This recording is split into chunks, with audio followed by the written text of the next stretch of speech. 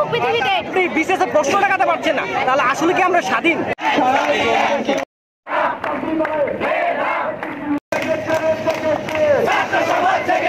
আমরা এখানে দাঁড়িয়েছি, আমার প্রথম কথা হচ্ছে আমরা সাধারণ মানুষ, কোনো এলিয়েন না, আমরা কোনো আগুন্তুক না, আমরা হচ্ছে সাধারণ মানুষের সংখ্যাগরিষ্ঠ মানুষ, আমরা সাধারণ মানুষ।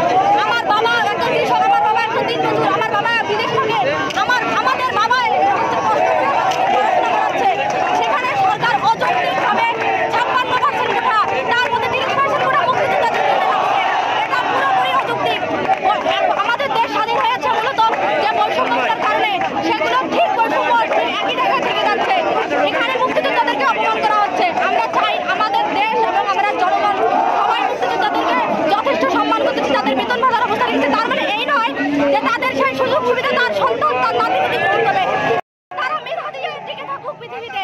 এই পৃথিবীতে হচ্ছে লড়াই করার জায়গা, সেখানে লড়াই করে ওরা বেঁচে থাকুক। আমরা যতক্ষণ না সরকার এই অযৌক্তিক দাবি, উনি যে অযৌক্তিক যে বিষয়গুলো কোটার যে রেখেছে, যতক্ষণ না এগুলো সংস্কার হতেছে, আমরা কোটা প্রথাকে একদম বাতিল করতেছি না।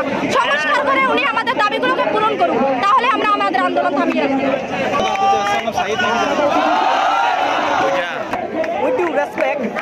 প্রধানমন্ত্রী তিনি বলেছেন কোটা বিরোধী আন্দোলন সম্পূর্ণ অযৌক্তিক। We never said that for once time abolish the quota system. We just said that reform the quota system and minimize the percentage. But he is not understanding what we are saying. আপনি দেখেন যে স্বাধীনতা 53 বছর বয়সে একটা দেশে কোটা বৈষম্য রয়েছে,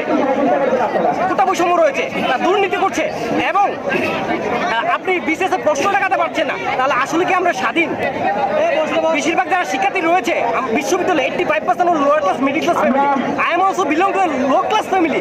আমরা লো ক্লাস আর মিডল ক্লাস ফ্যামিলি ছেলেরা বিশ্ববিদ্যালয়ে এসে কি বিলাসিতা করার জন্য, নাকি একটা চাকরি, একটা স্বপ্ন দেখার জন্য? আমাদের সেই স্বপ্নকে হত্যা করছে আমাদের সামনে। এখন বন্ধুটা একটা হলো হয়তো বিদেশে যাবে, না দেশে থেকে সুইসাইড করবে, কিন্তু যাদের সামর্থ্য আছে তারা বিদেশে গিয়ে পড়াশোনা করতে পারবে, কিন্তু যাদের সামর্থ্য নাই তারা কি করবে? তারা কি সুইসাইড করবে? আমার এই প্রশ্নটা হলো যারা রিপ্রেজেন্টেটিভ অফ দ্য কান্ট্রি তাদের কাছে। আমাদের